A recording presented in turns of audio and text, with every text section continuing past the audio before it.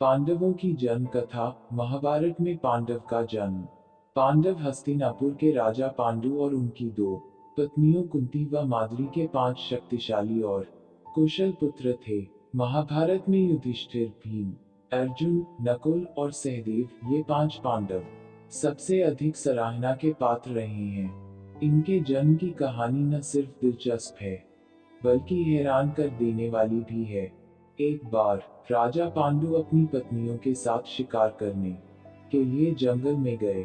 राजा पांडु को वहां एक हिरण का जोड़ा दिखाई दिया जो एक दूसरे से बेहद प्यार करता था। जब राजा की नजर उस जोड़े पर पड़ी तो उन्होंने तीर निकालकर नर हिरण को निशाना बनाया और तीर छोड़ दिया।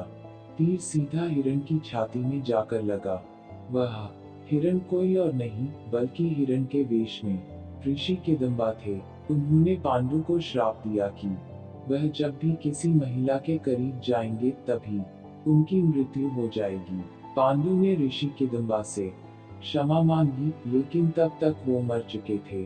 श्राप के कारण पांडु ने राज्य त्याग दिया और अपने पत्नियों से निवेदन किया कि वो वापस राज्य लौट जाएं, लेकिन उन्होंने मना कर दिया।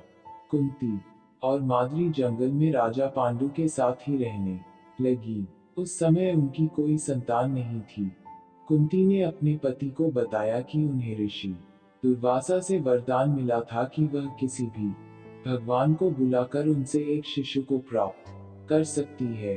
दुर्वासा द्वारा कुंती को दिए गए मंत्रों के उपयोग के माध्यम से उसने यम यानी धर्म के देवता का आह्वान किया, जिससे उन्होंने युधिष्ठिर को जन्म दिया।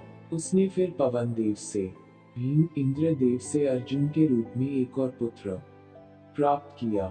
इस प्रकार उसके 3 पुत्र हो गए, लेकिन माद्री के एक भी पुत्र नहीं था। तब कुंती ने माद्री को भी मंत्र विद्या सिखाई। मंत्रों की मदद से माद्री ने अश्विनी कुमारों को बुलाया, जिन्होंने उसे नकुल और सहदेव पुत्र के रूप में दिए। इस प्रकार 5 पांडवों का जन्म हुआ। देवताओं से प्राप्त सभी पांडवों को देवताओं की तरह ही दिव्य गुण प्राप्त हुए थे।